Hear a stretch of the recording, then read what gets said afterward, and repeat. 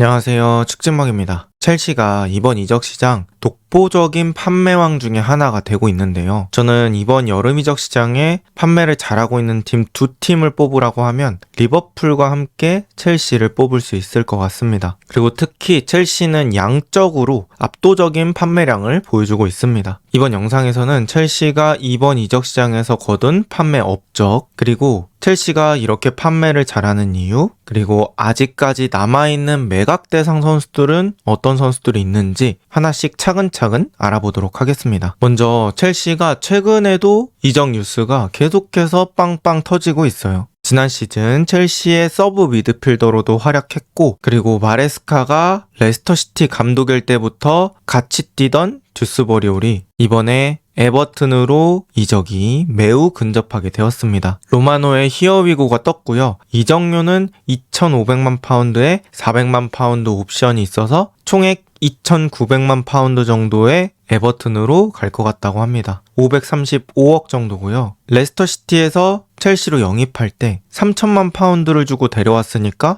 거의 1년 동안 쓰고 나서 그대로 판매하는 느낌으로 듀스버리올이 에버튼으로 가게 되었습니다. 그런데 저는 이건 첼시 입장에서 보면은 미친듯이 잘 팔았다고 볼 수 있을 것 같아요. 사실 듀스버리올이라는 선수가 첼시에서 그렇게 눈에 띄게 좋은 모습을 보여줬던 건 아니기 때문에 어느 정도 이적료가 좀 줄어들 수도 있다고 생각했거든요. 게다가 이제 한 살 더 먹었으니까 그런 측면에서도 이적료가 깎일 요소가 있는데, 이제 거의 그대로 팔았다는 건 첼시가 그만큼 장사를 잘했다, 이렇게 볼 수 있을 것 같습니다. 아무래도 듀스버리올 개인적으로 봤을 때는 첼시에서는 엔조나 파머 같은 클래스 높은 선수들 때문에 주전으로 뛰기는 어려운 상황이었어요. 이제 듀스버리올이 맨 처음에 이제 첼시랑 링크가 걸렸을 때는 마레스카 체제에서 잘 썼던 선수니까 이제 마레스카랑 함께 첼시로 넘어와서도 그런 모습들을 보여줄 수 있겠다 싶었는데, 첼시가 너무 좋은 이선을 보유했던 거죠. 심지어 엔조나 파머 같은 선수들이 더 어리니까 앞으로 주전을 뛰기에는 좀 어려울 것 같고요.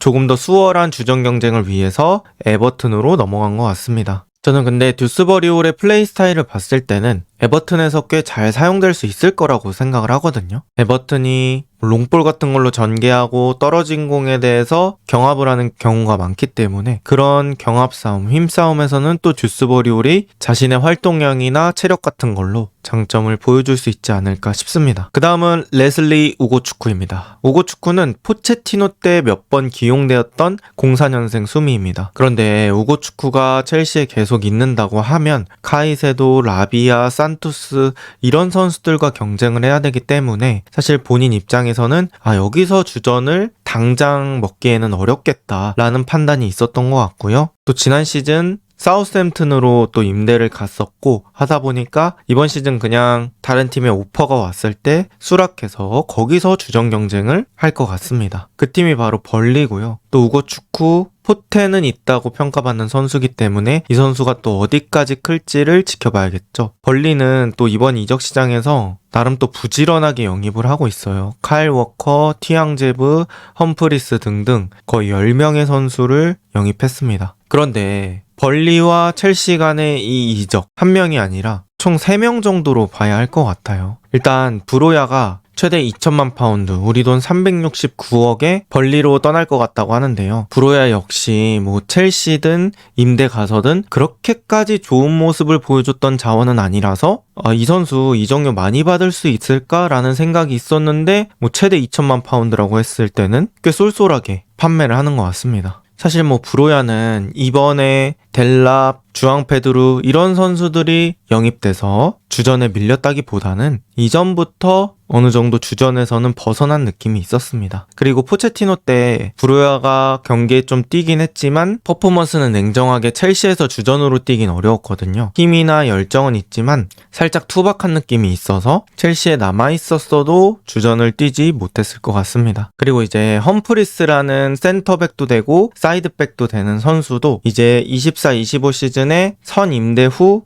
이번 시즌 의무 이적을 했습니다. 그래서 그때 당시에 체결했던 이적료는 1200만 파운드에다가 270만 파운드 더해서 한 267억 정도의 또 첼시가 벌리로 판매를 했고요. 첼시 입장에서는 벌리가 상당히 좋은 고객이 될 수 있겠죠. 어쨌든 첼시에서 데려간 이 선수들이 벌리에서도 성공할지 한번 지켜보도록 하겠습니다. 그 다음 첼시가 또 얼마나 미친 판매를 보여주고 있는지 한번 볼게요. 트랜스퍼 마케트 기준으로 작성했고요. 일단 오피셜란 선수들로는 마두에케 5,600만 유로 899억 아스날로 갔고요. 주앙 펠릭스 3천만 유로 481억 알라스루로 갔습니다. 저는 개인적으로 마두에케, 주앙 펠릭스 이런 선수들은 정말 가격을 잘 받았다고 생각합니다. 특히 주앙 펠릭스 파는 게 좀 쉽지 않았을 텐데 마침 또 사우디가 등장하면서 이 펠릭스라는 선수 괜찮은 가격에 판매를 했고요. 페트로비치 2,890만 유로 우리 돈 464억이고요. 이 선수도 첼시가 주전 키퍼 라인에는 넣기 쉽지 않았던 자원이었고, 그리고 페트로비치 본인이 좀 팀에서 주전으로 뛰길 원했기 때문에 매각 대상이었는데 판매도 잘 했고요. 그 다음에 아무구라는 선수는 뭐 사실 위성구단으로 갔기 때문에 요거는 조금 논외로 하고, 그 다음에 이제 아까 말씀드렸던 험프리스 벌리에 잘 팔았고요. 케파라는 선수도 사실 첼시에서는 전력 외로 분류가 됐었는데 이것도 돈을 받고 아스날로 판매하게 되었습니다. 베티넬리 역시 맨시티로 잘 판매를 했습니다.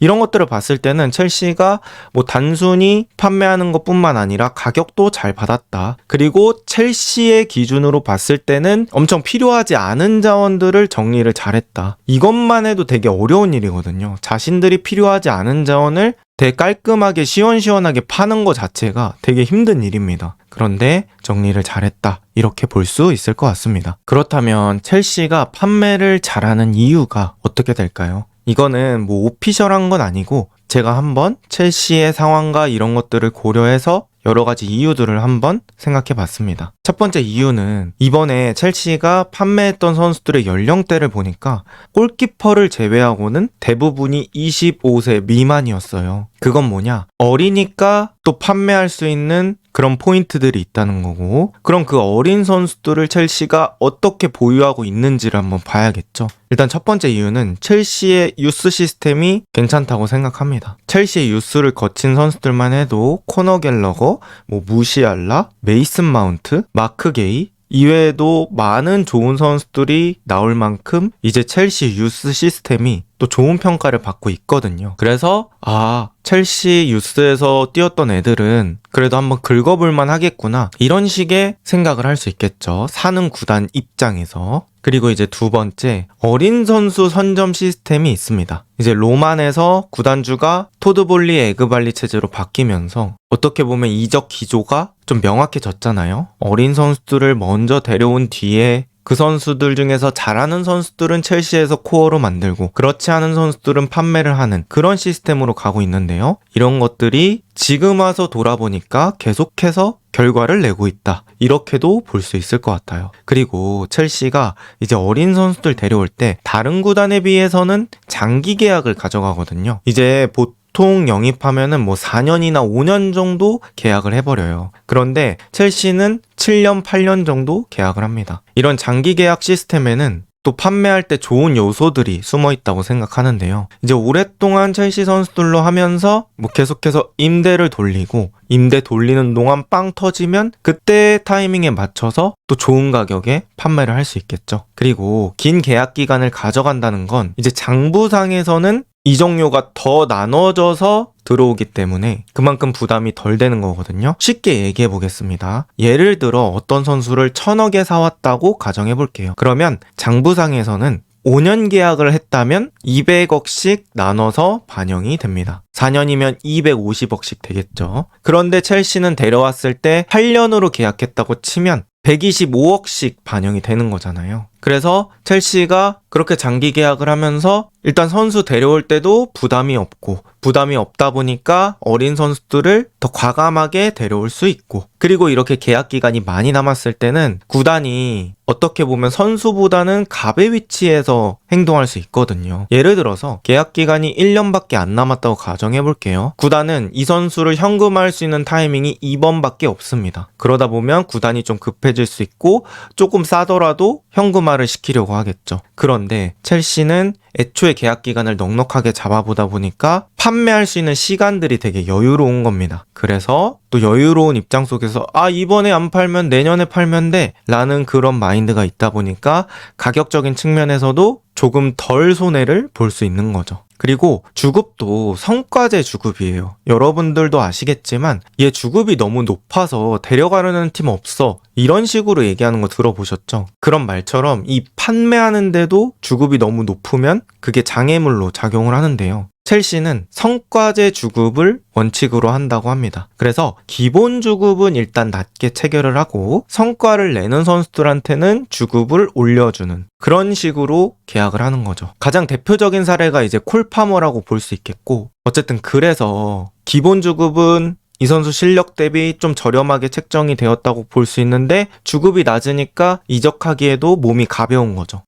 얘 이 정도 주급받아? 그 정도면 우리도 충분히 부담할 수 있어 라고 하는 구단이 생길 것이고, 그렇게 해서 또 판매를 할 수 있는 세팅이 된다고 생각합니다. 그 다음 두 번째는 이 멀티클럽 프로젝트가 저는 큰 도움이 된다고 생각해요. 이제 첼시가 리그앙에 있는 스트라스부르라는 구단과 멀티클럽 체제라고 보면 될 것 같거든요. 이 토드볼리라는 사람이 운영하는 블루코라는 회사 내지는 재단에 저 구단이 소유가 되고 있습니다. 그러니까 블루코가 첼시, 스트라스부르 저 두 개의 구단을 다 소유하고 있는 거죠. 그런데 첼시는 저 스트라스부르라는 구단을 유망주들의 실전 경험을 위한 위성 구단으로 활용하는 경우가 많더라고요. 그리고 저 리그가 유럽 변방의 리그가 아니고 그래도 5대 리그 중에 하나라고 불리우는 프랑스의 리그앙이잖아요. 그래서 어느 정도 수준이 있기 때문에 또 유망주들이 수준 높은 경험을 쌓을 수 있게 되고요. 그리고 저렇게 리그앙으로 임대를 보냈을 때 잘한다 이러면 이제 판매할 때도 얘기하기 쉽겠죠. 야 봐봐, 리그앙에서도 통하잖아. 나이도 어린데 살래 말래 애매하긴 해. 죄송합니다. 어쨌든 그런 식으로 판매를 해볼 수 있다는 거죠. 그리고 실제로 그런 사례들이 산투스, 페트로비치, 켄드릭 파이즈, 펜더스 이런 선수들이 있는데, 이제 산투스는 리그앙에서 되게 잘해서 지금 첼시 와서 아마 주전 스쿼드에 들어가지 않을까 싶고, 페트로비치도 포체티노 때 쓰이다가 24-25 때는 스트라스부르 갔다가 이제 본머스로 팔린 거잖아요. 그리고 켄드릭 파이즈 이번에 스트라스부르로 임대 갔습니다. 펜더스라는 골키퍼 역시 갔습니다. 그런 식으로 첼시가 해봤자 스쿼드가 23에서 25짜리인데 거기에 모든 유망주를 다 껴넣을 수가 없잖아요. 그러다 보니까 얘는 그래도 좀 실전 경험 쌓아서 터트릴 수 있을 것 같은데 하면 또 스트라스부르로 임대를 보낼 수 있잖아요. 그래서 이 유망주의 잉여 이런 것들이 좀 덜 발생한다고 봐야겠죠. 그래서 첼시가 만들어 놓은 이 구조가 또 판매를 잘하는 이유가 될 수 있지 않을까라는 제 개인적인 추측입니다. 자, 그럼 첼시가 지금 남아있는 매물들 한번 볼게요. 이제 수비수들부터 볼 텐데요. 첫 번째 디사시, 두 번째 바디아실, 세 번째 길크리스트, 네 번째 베이가, 다섯 번째 벤치렐입니다. 일단 바디아실은 조금 애매하긴 한데요. 바디아실도 좋은 제안이 오면 그래도 매각하려고 하지 않을까 싶고, 디사시는 아예 전력 외라고 보면 될 것 같습니다. 길크리스트도 포체티노 때 첼시가 정말 수비 자원 없을 때 가끔씩 뛰다가 이제 24-25 때는 임대 갔다 왔거든요. 그래서 아마 팔지 않을까 싶고, 헤나토 베이가 역시 매물이 맞습니다. 그리고 벤치렐도 마레스카가 안 쓸 것 같은데 벤치렐은 일단 명확한 링크가 없어서 판매가 잘 될지는 모르겠습니다. 어쨌든 수비에는 요 정도 남았고요. 미드필더는 추쿠에메카, 은쿤쿠 요렇게 있습니다. 추쿠에메카는 독일 쪽에서 좀 관심이 있는 것으로 알려졌고, 은쿤쿠는 적절한 제안이 온다면 판매하지 않을까 싶습니다. 지금으로선 약간 애매하고요. 그 다음에 포워드는 스털링, 포파나, 잭슨입니다. 라임 스털링이 지금 폼이 많이 떨어졌기 때문에 주급도 엄청 많이 받고요. 그래서 매각이 좀 쉽지 않을 것으로 예상이 됩니다. 그리고 잭슨 역시 이제 이번 여름 이적 시장과 클럽 월드컵 거치면서 순위가 급격하게 떨어진 거기 때문에 그래도 저는 매물로서의 가치는 높다고 생각하고요. 다른 팀에서